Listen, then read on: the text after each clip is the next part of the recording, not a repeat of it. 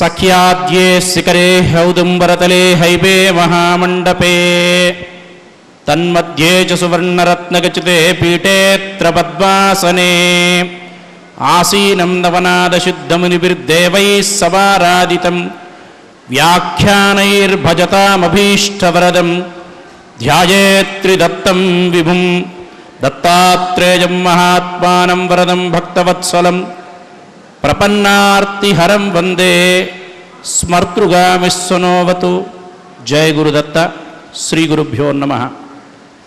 వేదికని అలంకరించినటువంటి వివిధ సాంప్రదాయాలలో ఉన్నటువంటి విశేషమైనటువంటి కృషి చేసినటువంటి దైవానుగ్రహాన్ని పొందినటువంటి సాక్షాత్ దైవ సంభూతులైనటువంటి పెద్దలందరికీ కూడా నమస్కారం చేస్తూ వారి ద్వారా అనేక రకాలైనటువంటి విషయాలలో కొంతమంది ధ్యానం గురించి ప్రస్తావించారు, కొంతమంది ధర్మాన్ని గురించి ప్రస్తావించారు, కొంతమంది వివిధ రకములైనటువంటి ధార్మికమైనటువంటి విషయాల గురించి ప్రస్తావించారు. నాకు కొన్ని ఆ పరమాత్మ ద్వారా ఏవైతే స్ఫురిస్తాయో ఆ విషయాలను ఇప్పుడు మనందరం కూడా చర్చ చేసుకుందాం. నేను చెప్తున్నాను, మీరు వినటం కాదు, ఒక చర్చలాగా చేసుకుందాం. సహజంగా నేల విడిచి సాము చేయటం అంటారు. అంటే ఏదైతే ఆధారంగా ఉన్నదో ఆ ఆధారాన్ని వదిలిపెట్టి ఏదో నేను చేస్తున్నాననేటువంటి ఊహాపోహలలో జీవనం సాగించడం అనేది జరుగుతుంది కొన్ని సందర్భాలలో. అర్థమవుతుంది కదా అందరికీ. నేల విడిచి సాము చేయటం, ఊహలో జీవితాన్ని అలా గడిపేయటం అనేది జరుగుతూ ఉంటుంది చాలామందికి. ఒకళ్ళకే కదా, అందరికీ కూడా అది అనుభవంగా ఉంటుంది. సహజంగా చూడండి, పెద్ద పెద్ద విషయాలు మాట్లాడుకోవద్దు. మనం ఇంట్లో అందరూ సంకల్పం చేస్తారు కదా, చేస్తారా లేదా? ఆ సంకల్పం అంతా చివరిలో ఏం చెప్తారు? మమ సహకుటుంబస్య సభాంధవస్య అన్నీ చెప్పుకుని ఏం చెప్తున్నాం మనం అక్కడ? ధర్మ, తర్వాత ఏమిటి? అర్థ 3, కామ్య 4, మోక్ష చతుర్విధ పురుషార్థ ఫల సిద్ధ్యర్థం. ఏ సాంప్రదాయంలో ఉన్నా ఏమండి నేను శివుణ్ణి ఉపాసిస్తున్నాను అన్నా కానీ ఏనాలు అడుగుతున్నావు నువ్వు? పరమాత్మని. ధర్మ అర్థ కామ్య మోక్షాలని అడుగుతున్నావు. విష్ణుమూర్తిని ఆరాధన చేస్తున్నావు, ఏమడుగుతున్నావు? ధర్మ అర్థ కామ్య మోక్షాలని అడుగుతున్నావు. అమ్మవారిని ఉపాసన చేస్తున్నావు, ఏమడుగుతున్నావు? ధర్మ అర్థ కామ్య మోక్ష. సూర్యుని ఉపాసన చేస్తున్నావు, ఏమని అడిగావు? ధర్మ అర్థ కామ్య మోక్ష. మనిషి సాధించవలసినవి నువ్వు ఏ మార్గంలో ఉన్నా కానీ సాధించవలసిన విషయాలు ఎన్ని? 4. అర్థమైందా? ఎన్ని సాధించాలి విషయాలు? ఏ మార్గంలో అయినా ఉండనివ్వండి, మీరు సాధించవలసిన విషయాలు మాత్రం ఈ 4. ఇందాక మాతాజీ చెప్పించారు. మాతృదేవో భవ, పితృదేవో భవ, ఆచార్యదేవో భవ, అతిథిదేవో భవ అని చెప్పించారు. ఇది తైత్రీయోపనిషత్తులో చిన్న పిల్లలకి విద్యాభ్యాసం చెప్పించేటప్పుడు ఉండేటువంటి విషయాలన్నమాట. నాయన అంటే మనం గురుకులంలో ఆ పిల్లవాడిని చేర్చినప్పుడే చిన్నప్పుడే చెప్పిస్తారు, నాయన తల్లిదండ్రుల పట్ల గౌరవ భావంతో ఉండు, గురువు పట్ల గౌరవ భావంతో ఉండు, అతిథి పట్ల గౌరవ భావంతో ఉండమని చిన్నప్పుడే నేర్పించారు మనకి. ఎప్పుడైతే ఈ ధర్మాన్ని నువ్వు వదిలిపెట్టావో సనాతన ధర్మానికి ఉండే ఒక కాలుని పీకేసినట్టే.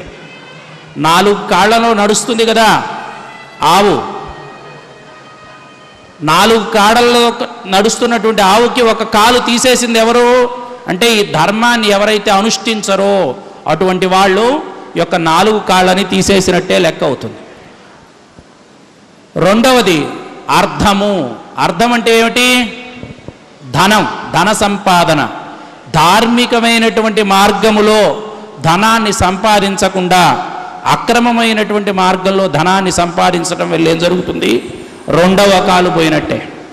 ఇక మూడవది ఏమిటి? విపరీతమైనటువంటి కోరికలు.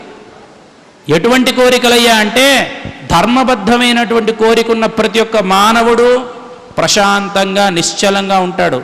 నిరంతర ధ్యానమే ఉంటుంది అతనిలో.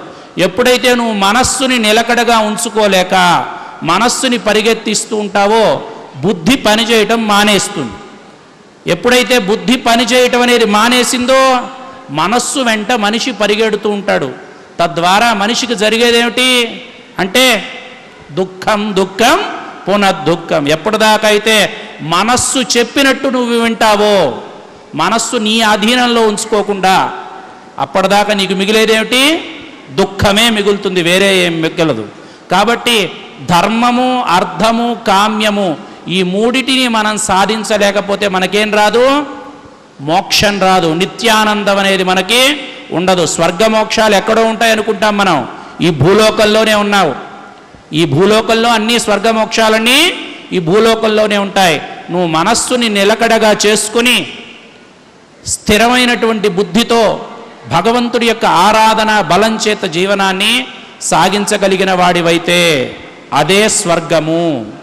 నువ్వు బలమైనటువంటి బుద్ధి లేకుండా మనస్సు చెప్పినట్టు పరిగెడుతూ నీ యొక్క జీవన విధానాన్ని దుఃఖభూయిష్టంగా చేసుకుంటే అదే నరకంగా మన వాళ్ళు పెద్దవాళ్ళు అందరూ కూడా చెప్పుకొచ్చారు.